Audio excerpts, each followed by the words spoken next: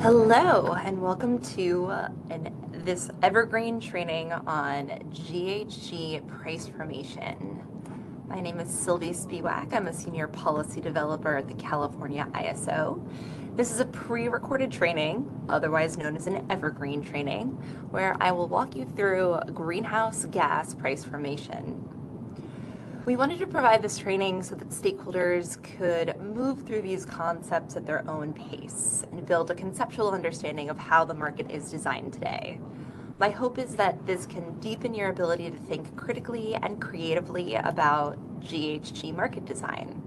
If you're a stakeholder, engaged with the stakeholder process, this presentation is intended to help you unpack these concepts, unpack the concepts that are being discussed in the stakeholder process, to provide transparency, and to help you develop questions or ideas for policy development. I've purposefully crafted this presentation to address many of the commonly asked questions that we get from stakeholders participating in the policy process, but this presentation is also intended for a much broader audience: regulators, developers, anyone who wants to better understand why and how we reflect GHG in the market optimization and how that impacts the market. The material in this training is intended to be a durable representation of the fundamentals of GHG market design in ISO's markets. So the scope is fairly narrow. I'll focus on the basics of how we optimize with GHG, which has been a feature in the ISO's market design since the inception of the Western Energy Imbalance Market. Policy since then has evolved and will continue to evolve. And as it does, we'll provide updates and opportunities for you to recommend revisions or sequels to this presentation. And finally, in case you want to follow along, take notes, see what's coming up next, the PDF of this presentation can be found on the Greenhouse Gas Coordination Working Group Stakeholder Initiative page on the ISO's website.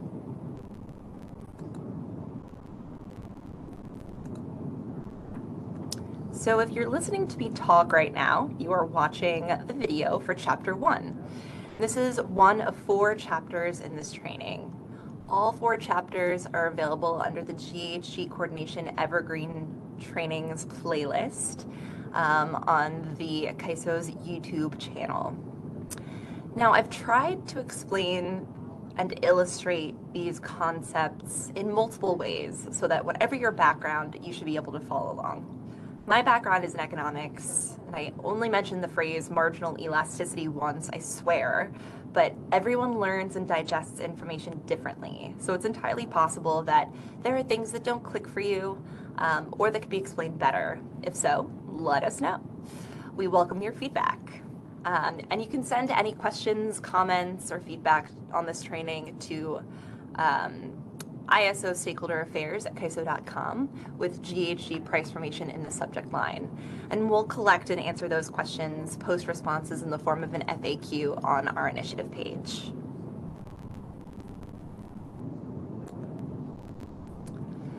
Let's get into some substance. Over the past year or so, we've received feedback from stakeholders who want to understand how price formation with GHG works. We've gotten questions around how GHG is reflected in the optimization, how the marginal cost of GHG is uncovered and interpreted, how revenue is allocated, and what the impact of the attribution process has on market outcomes and metrics for reporting.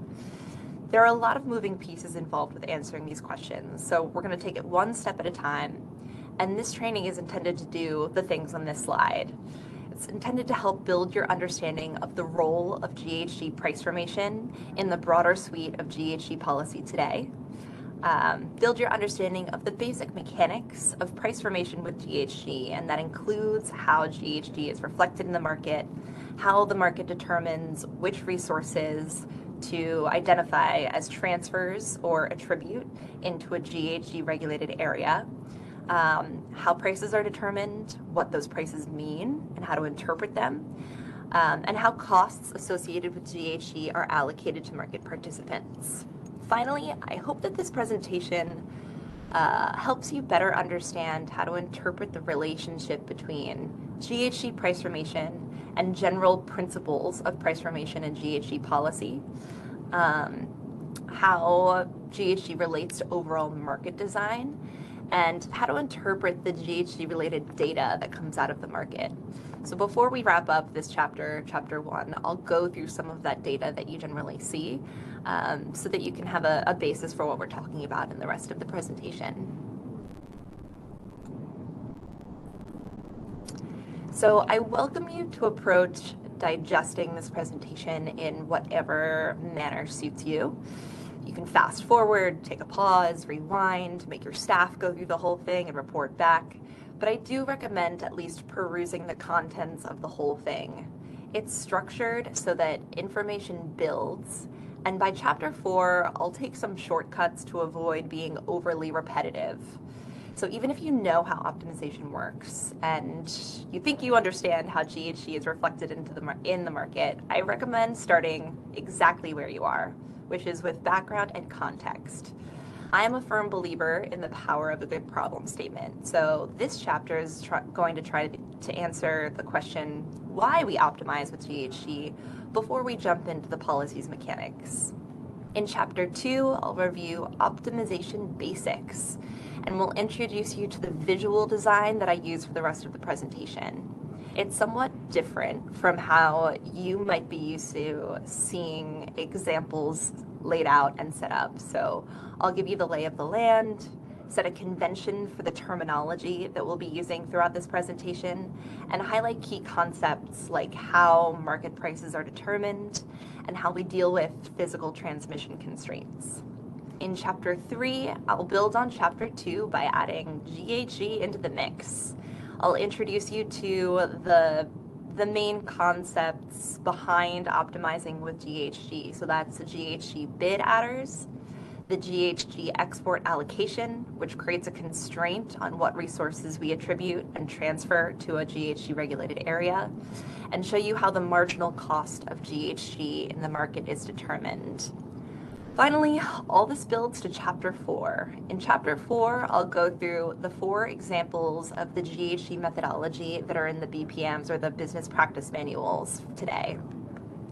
In response to stakeholder feedback where stakeholders asked us to explain these examples, I'll go through them in a couple of different ways in much greater detail than the business practice manuals currently do.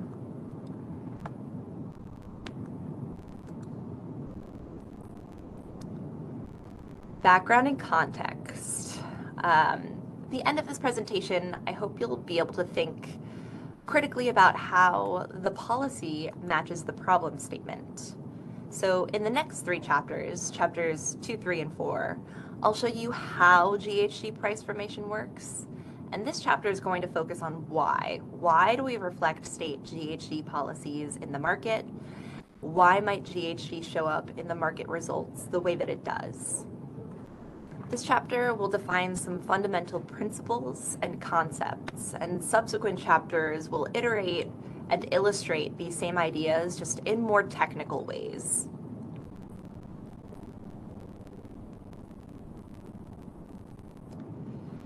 Let's kick things off with some common price formation principles. I'll go through these again in chapter 2, but I wanted to start out with a foundation or the foundation on which GHG policy was built. The market dispatches resources in a way that minimizes the total cost of the system, taking into account the bid price of generating resources and all the market constraints. An efficient market solution means that the price signal incentivizes resources to dispatch in a way that minimizes total system costs. In other words, price signals should incentivize resources to follow their dispatch instructions. It does this by paying everyone the same price, which is also known as a uniform price auction. The marginal resource that sets the price makes 0 profit and is indifferent to dispatching capacity across its operational range. So the price signal in this case tells the resource that we need you and we're willing to pay for you, but we don't need any more of you in this situation. Additional revenue ends up accruing to resources that provide a relative benefit to the system by reducing total system costs. So the uniform price signal gives these resources an incentive to dispatch to their full capacity. They make a profit on top of their bid price. And this might be considered a price signal for investment. The profit to these inframarginal resources tells them that not only do we need them, but we could use more capacity from them if they had it.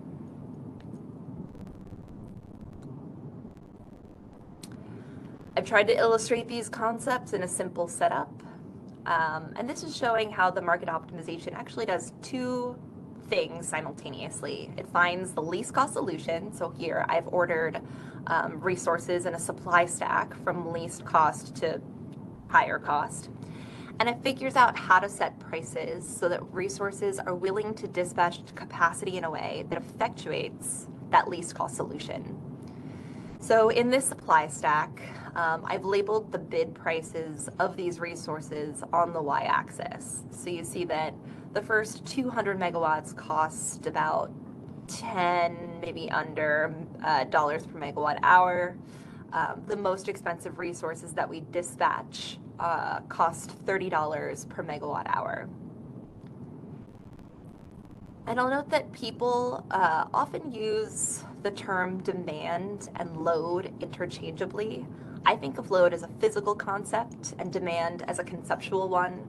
For the purposes of this presentation, let's avoid semantics and assume load and demand basically mean the same thing, which is this is our dispatch target, or how much capacity we need to dispatch from available resources.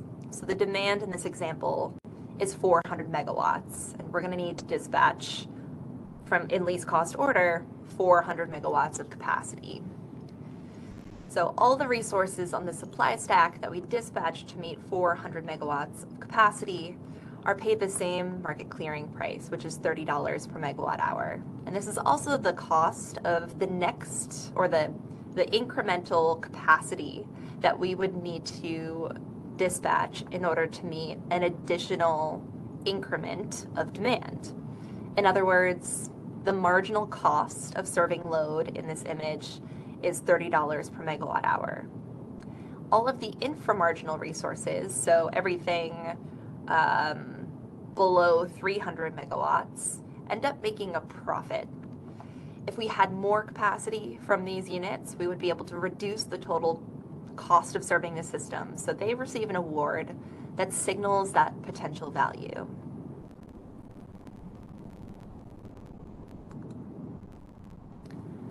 Before we jump into GHG, it's also important to note that the regional market acts like a pool. Everything is connected, and all of the resources are pooled together to serve all of the demand on the system. So a regional market provides cost savings and efficiency by considering all these interconnected resources and all the constraints that impact the West by dispatching it all as a single market. Load-serving entities, or LSEs, and balancing authority areas, or BAAs, bring resources to the table, and the market determines, according to those resources, how to meet load at least cost, taking into account those available resources and the constraints in the market. And the market determines how to set prices that would incentivize least cost dispatch. What is being dispatched and accounted for through the market might be different in any given real-time interval than what an LSE brings to the table. What that means is that what an LSE brings to the table, what resources they own, might not actually be what gets dispatched to serve load in any given interval. It all gets shuffled around in order to reduce costs and deliver an efficient solution. Resources being shuffled around like that can pose a challenge when it comes to integrating diverse regional GHG policies in the market. A GHG policy, like a cap and trade, ends up determining a price for emissions that can actually impact the marginal energy cost of resources that are subject to compliance. So different jurisdictional preferences for how GHG costs show up in the market has implications for dispatch and efficiency. And when I say separate jurisdictional preferences, what I mean is that some states have GHG policy that might not have an impact on the marginal cost of energy, for example, a renewable portfolio standard. But a state might also have a policy that increases the marginal cost of producing power from an emitting resource. So in that latter case, a least cost solution might look different to one state than it does another. And the relative value of one resource might look different in different states. So recall our price formation principles. All this matters because we want to appropriately compensate resources for the relative benefit that they provide to the system. So I've tried to illustrate that here. In this example, I have two areas, a non-GHG area and a GHG area. We usually refer to jurisdictions with GHG pricing policies as GHG areas. This is a very generalized term that recognizes that policy generally extends to a geographic area, like a state, and that might not align with how we usually define market boundaries at the balancing authority area level. So I'll talk about GHG areas and non-GHG areas as a way to define where GHG pricing policy is applicable. So imagine resources A in this image are the same exact resource, the same technology, and resources B are the same resource. Resource A is a clean resource, something like a hydro unit. So it costs the same in the non-GHG area as it does in the GHG area. And I've indicated price by the height of these resources. Resource B is an emitting resource, and you can see that resource B might be relatively more valuable or relatively less expensive according to the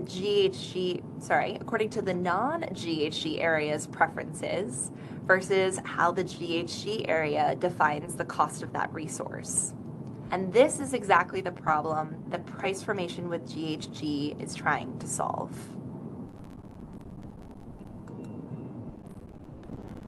I'll dig a little bit deeper into that example in a moment, but first I wanted to review some of the GHG specific principles that our stakeholders came up with for the ISO's extended day-ahead market design. I won't read through all of these, but you can take a pause here and read through them for yourself. What I did want to highlight is that GHG price formation and the concepts in this presentation make up one element of a much broader suite of GHG market design policies that the ISO and stakeholders have worked to develop in order to achieve the objectives on this screen. Even still, we want price formation with GHG to be consistent with these principles. We want policy to consistently reflect GHG pricing policies in the market, to minimize the cost impact on unregulated resources and on unregulated load, and we want it to allocate costs and benefits to resources and load that's consistent with applicable GHG policies. Finally, we want to ensure that all market resources have the same opportunity to compete. So GHG pricing policies in the market or GHG price formation should be consistent with all of the principles described here. So let's revisit, with that in mind, let's revisit the example from 2 slides ago. We have load in different geographic areas that have different preferences. We have a non-GHG area and a GHG area. And what load is willing to pay for might be very different due to GHG policy. And the payment to different resources should be consistent with the value that they provide to the market, although their value might be different to different geographic areas. To illustrate, I put together this conceptual example. I did not include any numbers. There's no math involved. We don't get any math until chapters 2, 3, and 4. So resources A, B, C, and D are the resources in this market, and the bid price of each of these resources is basically indicated by the height of these bars. So resource A submits the lowest cost bid, B and D cost about the same. C and D cost about the same. A, B, and C are located in the non-GHG area, so they don't face any financial compliance obligation that would increase their bid price over the normal stuff that's usually accounted for in bids, like fuel, operations, and maintenance. Resources D and E are located in the GHG area, so they may account for the incremental cost of emissions insofar as they are emitting in their bids. And let's assume that in order to meet total demand in this market, we need to dispatch two of these resources to their full capacity. So we'll say that they're all the same size resource, like 100 megawatts. We need to dispatch two of them to their full capacity. So someone in this market should be receiving some surplus from the market clearing price. And a third will be the marginal resource, and that resource will make $0 in profit.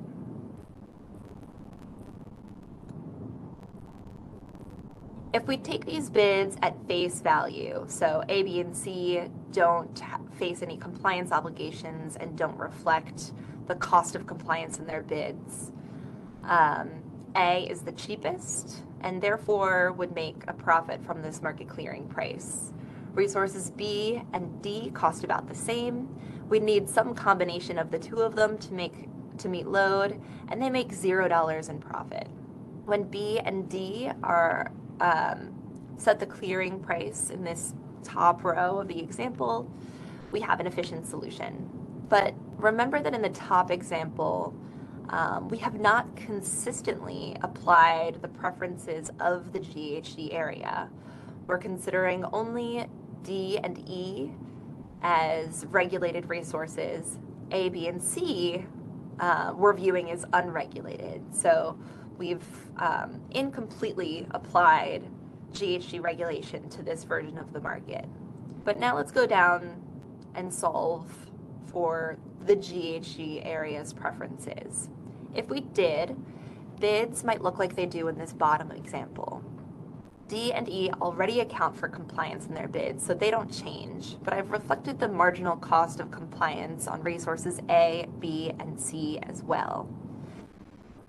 So when we solve for non-GHG area preferences, B and D set the clearing price. But if we solve for GHG area preferences, D and E set the market clearing price. In this example, C is now economic to serve the GHG area, but it would not have had a sufficient incentive to dispatch if we had set the market clearing price like we did on the top.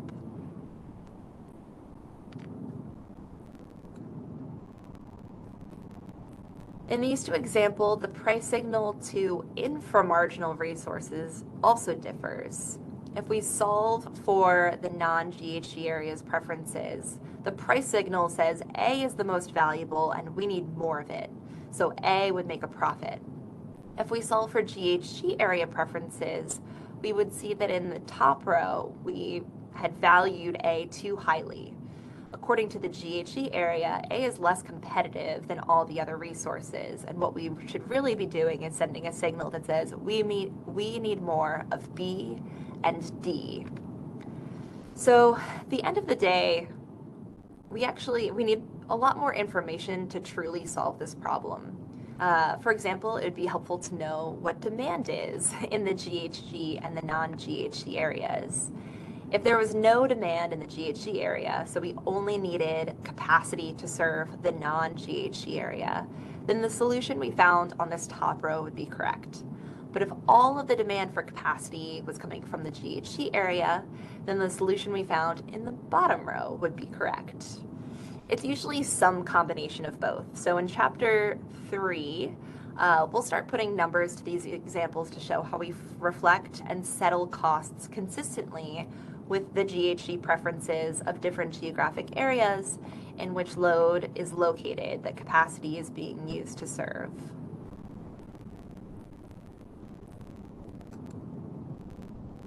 And as we go through those examples, we'll make sure that the solution that we find checks the boxes on these fundamental objectives. that prices are sending the right signal to resources to follow their dispatch instructions, that the energy component of market clearing prices, or LMPs, reflects the incremental energy cost to the system of serving the next increment of load, either in the GHG or the non-GHG area.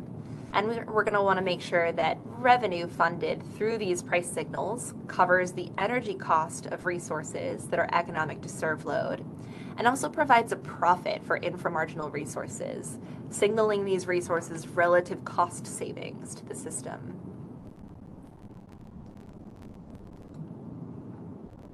We'll also want to make sure that the solution checks all of our boxes on GHG principles.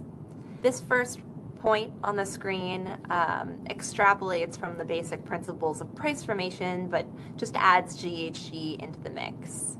Recall resources A, B, and C would have faced a different price signal if we considered GHG area preferences compared to non-GHG area preferences. So when considering resources in the non-GHG area for transfers into the GHG area, the GHG component of the LMP should reflect that incremental cost to the system of serving the GHG area's load instead of non-GHG area's load. And we want our GHG principles to show how market design should consistently reflect GHG policies and appropriately settle the costs and benefits of those policies. So we'll want additional revenue that's funded only by the GHG area to be used to cover costs that only the GHG area is willing to pay for. And that means that revenue from GHG area load should cover all compliance costs associated with dispatching resources in the market, should cover energy costs in excess of the price being paid by the non-GHG area. And that would be, for example, resource C in the prior example. Finally, we want additional revenue from the GHG area to provide a profit to resources that provide a relative cost savings to the GHG area. So recall resources B and D in the prior example. The non-GHG area was not willing to pay for more of those resources than their bid price. So those were marginal. But those resources actually reduced the total cost of the system according to GHG area preferences. So the GHG area alone should be responsible for covering any extra profit to those resources above their bid price. And I know that this is a lot to unpack and may be difficult to conceptualize in your mind, but that's okay. There's a lot more examples coming up, and we'll go through several numerical examples once we get to chapter 4.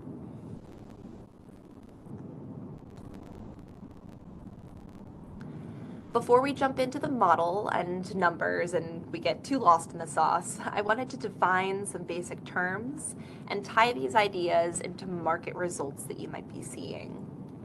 The market produces a metric, the marginal cost of GHG, or MCGHG. And it's easy to mix this term up with other things like a resource's marginal cost due to GHG compliance. But the marginal cost of GHG is a number, just like the marginal cost of congestion is. It's a result of the market's optimization. And this value facilitates efficient dispatch and settlement. The marginal cost of GHG is also different from the price signal that says the cost of GHG compliance according to state policies. States with GHG pricing policies usually have mechanisms to determine the cost of GHG compliance in their jurisdiction, like an allowance auction, where the allowance price is determined by the auctioning of these allowance instruments intended to cover the cost of emissions. So GHG compliance cost is a number that's determined through some state process, and that's separate from the marginal cost of GHG determined by the market's optimization. The ISO and the Department of Market Monitoring publish data on market performance metrics, which include GHG emissions cost and GHG revenue. So I'll go through and I'll wrap up this section going through some examples of what that looks like. This is a really key concept, so I'm going to highlight it again and dig a little bit deeper into the idea. In the context of GHG market design, the marginal cost of GHG supports a very specific and narrow use case in the market's optimization and settlement process. It's a component of locational marginal prices, or LMPs, and the marginal cost of GHG ends up generating revenue funded by load in the GHG area, which is used to cover costs outside the GHG area when the least cost solution for the GHG and the non-GHG areas diverge. So remember in our example, the clearing price for the non-GHG area and the GHG area ended up diverging, and it looked different where resources B and C would have required additional payments if dispatched for the GHG area. So in that case, the marginal cost of GHG would signal that difference. It's the shadow price of serving the GHG area instead of the non-GHG area. The marginal cost of GHG is also, it's used to generate GHG revenue funded by load in a GHG area. GHG revenue is associated with the marginal cost of GHG, and it's used to pay resources in the non-GHG area, covering their compliance and any energy costs in excess of what the non-GHG area is willing to pay and what those prices look like. So here's what that looks like in practice. This is an example where you can find data on the marginal cost of GHG. Oasis publishes the shadow price of serving the GHG area instead of the non-GHG area for every hour. So you can see that during solar hours, there's no shadow price. And that's because the GHG area is exporting, which means we're not using any resources in the non-GHG area to serve load in the GHG area, which means preferences don't diverge. There's no need to compensate non-GHG area resources for the value that they bring to the market according to different preferences. And you can see that in other hours, like the evening hours, when we are using resources from the non-GHG area to serve the GHG area, the marginal cost of GHG can differ. And this is because the marginal cost of GHG depends on a number of different factors, including how much capacity we actually need from the non-GHG area and what the relative cost of those resources are. It's important to note that this doesn't actually tell you anything about the full emissions intensity of what is delivered to California. It's just this price difference between the GHG and the non-GHG area's preferences, and it's a value that we use to ensure efficient market outcomes. Here you can see that not only does the marginal cost of GHG vary over time, but it also might change between the 15 and 5-minute markets. Price differences between these markets can occur if resources that are identified as transfers into the GHG area in the 15-minute market are subsequently decrementally dispatched in the 5-minute market. This price separation is often correlated with imbalance conformance adjustments, which are from the market operator, and those are consistently higher in the 15-minute market than they are in the 5-minute market, especially during net peak load hours. And this is from the Department of Market Monitoring's 2023 annual report, so you can check that out if you'd like to read through the additional context they provide on this data.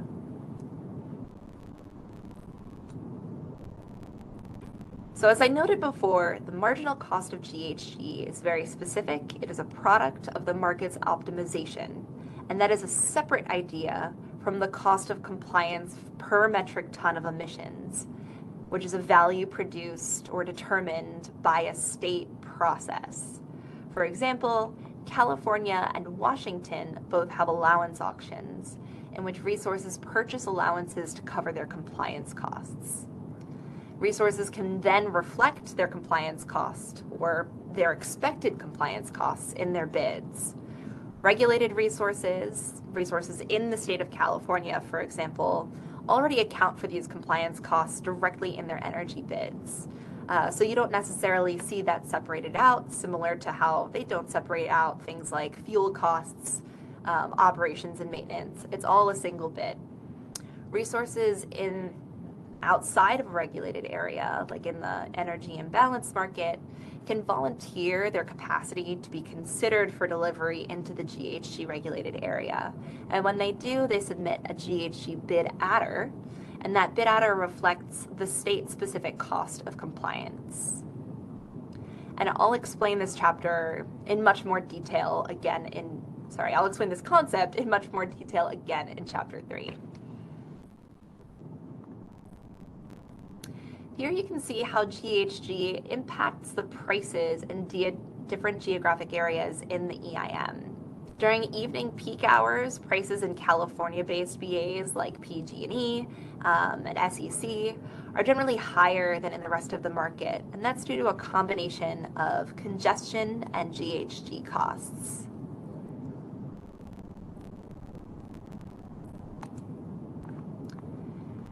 On the top right, you can see how price formation with GHG ends up actually reducing the price paid by load in areas outside of a GHG regulated area. And that shows up in this graph as a little green bar under the zero to show that revenue that is generated by the GHG area is transferred to resources in the non-GHG area to help pay for excess costs, and that brings down the price that load has to pay outside of a GHG regulated area. The table on the bottom left shows annual GHG revenue that accrues to resources in the market and attributed to California, but by fuel type. So you see in 2011, a lot of revenue accrued to resources in the EIM, mostly to hydro and natural gas resources.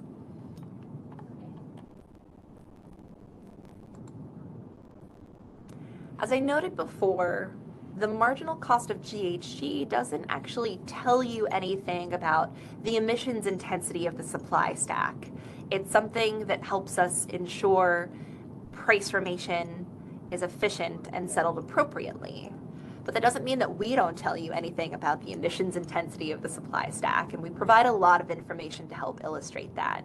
For example, here on the screen, you see hourly GHG emissions serving ISO load, and this is from April 2024, so just a couple of months ago. I've also showed you the percentage of megawatt hour transfers of GHG attributions. So those are specific resources that we've identified as serving the GHG area. For example, this tells you in April 2022, California paid for a large percentage of hydro resources compared to other types of resources in the market.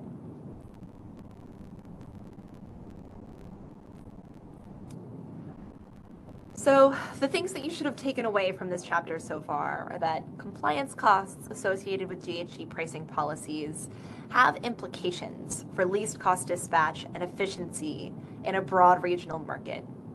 And so the goal of price formation with GHG is to ensure that dispatch and prices are consistent with different jurisdictional preferences and settled appropriately. We want to make sure that one state's GHG policy does not impact the prices paid by load in other areas, and we want to make sure that resources that are dispatched to serve a GHG regulated area are appropriately compensated. When the preferences for dispatch and prices between the GHG and the non-GHG area diverge, we get a marginal cost of GHG, which shows up as a component of market prices. And that makes that cost separation transparent and allows us to get to an efficient outcome. So in the next 3 chapters, we will incrementally illustrate and iterate on these concepts. So hang in there if you haven't gotten it yet, and proceed to the next chapter, which is optimization basics.